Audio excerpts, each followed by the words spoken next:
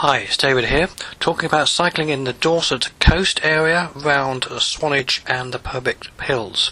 Starting off in Bournemouth, and I managed to find a great B&B overlooking the sea for about £30, so there's some really good deals. I put this together as a 2-day weekend ride, quite leisurely.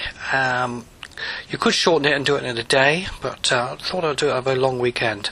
So as we've got a nice sunny day ahead of us, starting off at the pier in Bournemouth. This is the view from my hotel, by the way. So just go to some of these cheap sites and you'll find some great deals.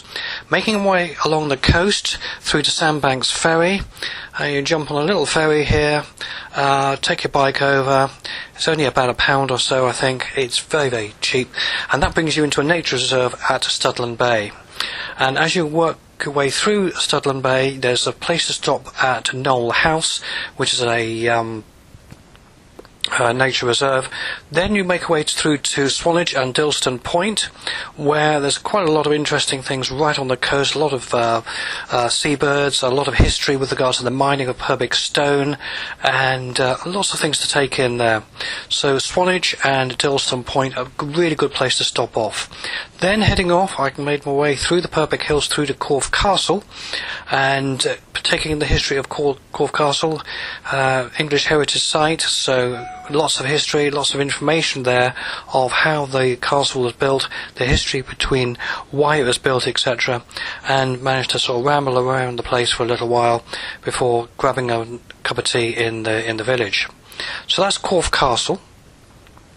Then after Corfe Castle, it was a question of making my way across to my pit stop for the night, which was Lulworthcove. So it was a question of watch out, because I was heading through the army ranges, and just a question of watching out for various signs. So you don't see sudden gunfire many times when you're out and about cycling. So it was okay, but nothing to worry about.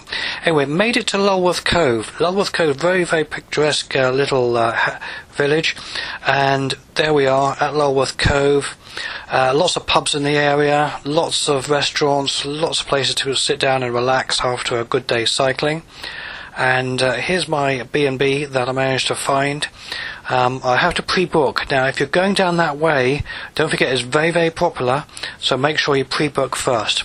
This one was a little bit on the expensive side, but it was well worth it. Great B&B, good breakfast to get me started for the rest of the day. And in the morning, I headed up towards Durdle Door. Now, everybody's seen this one. Great rock formation, and lots of walking along the coast there. Not cycling, but walking along the coast. You can cycle up to a car park close by and wander around the coastline for a little while. As you can see, it's absolutely fantastic around that way. And after that, it was just a question of making my way back.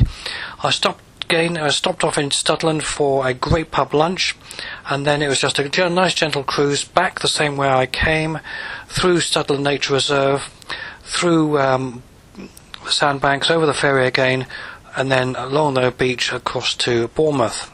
So, if you're looking for more great rides, check me out at the cyclinggrandad.com, and you'll see lots of brilliant cycling there, day rides, weekends, long expeditions.